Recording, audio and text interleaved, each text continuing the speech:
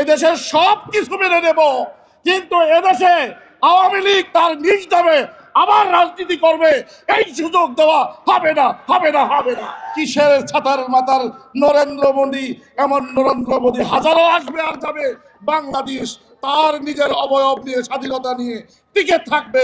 এবার হকটা এসেছে ছাত্র জনতার রূপ নিয়ে। হক বিভিন্ন সময় সত্য নেয়, বিভিন্ন সময় বিভিন্ন রূপে আসে। এবার এসেছে 24-এর গণ অভ্যুত্থানের ছাত্রদের রূপ নিয়ে। যখন হক আসলো, তখন এই 16 বৎসরের চেপে থাকা জগদ্দল পাথরের চেপে থাকা স্বৈরাচার কি ফ্যাসিস্ট আওয়ামী সরকার শুধু টিকতে পারে নাই তাই নয়, নিজেদের তল্পি বাল্পি নিয়ে নিজেরা এখান থেকে গাঁটটি বাট্টি গোল করারও সময় পায় নাই, কাপড় চোপড় রেখেই পালাতে বাধ্য হয়েছে, ঠিক কিনা? বিধায় এই যে এক লম্বা জার্নি, এই জার্নিতে সেই পিলখানা থেকে নিয়ে আজকে যারা কেঁদে গেলেন, এখানে এক মা তার ছেলের ছবি নিয়ে, এক ভাই তার ভাইয়ের ছবি নিয়ে, এক ছোট্টমণি তার বাবার ছবি নিয়ে কেঁদে গেলেন, যে এই যে তাদের কান্নায় হাজার হাজার এমন মায়ের কান্না, ভাইদের কান্না, বাচ্চাদের কান্না, আজকে আকাশ বাতাস ভারী হয়ে উঠেছে।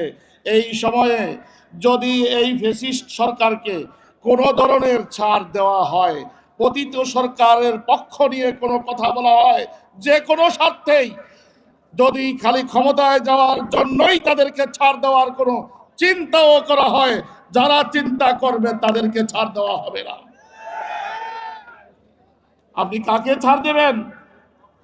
যারা আমার মা বোনের ইজ্জত নিয়ে লীলা খেলেছে, যারা আমার ভাইয়ের রক্ত নিয়ে লীলা খেলেছে, যারা দল জ্বলন্ত একটি মানুষ আবু সাইদকে বারবার পরাক্রমে গুলি করে হত্যা করেছে, সেই মানুষগুলোকে ছেড়ে দেবেন?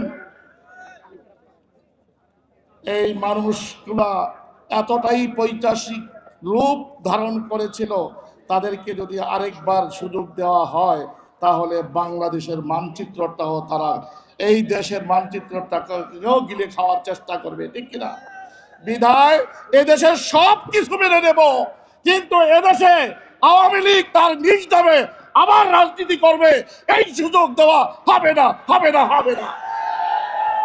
সব মানতে পারি, কিন্তু তাদেরকে তাদের নিজ নামেই আবার এদেশে আওয়ামী লীগ নাম নিয়ে রাজনীতি করবে, এই সুযোগ দেওয়া কোনোভাবেই সম্ভব আমাদের এই 20 কোটি মানুষ এটা মেনে নেবে না।